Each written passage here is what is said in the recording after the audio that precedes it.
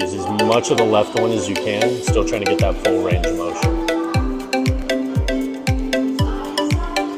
That's nice. This looks a lot better than last time we did it. Good.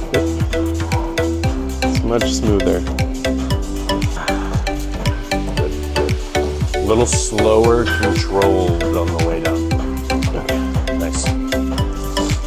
Good. Go even closer. Feet. Closer? Yep. Good. Good. Hold that hip nice and stiff.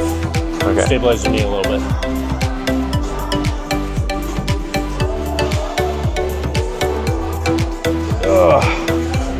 RDL.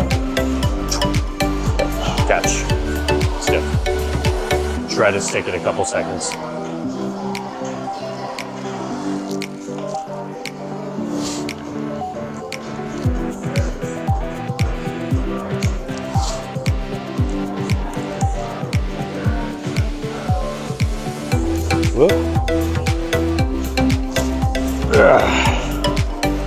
Beautiful.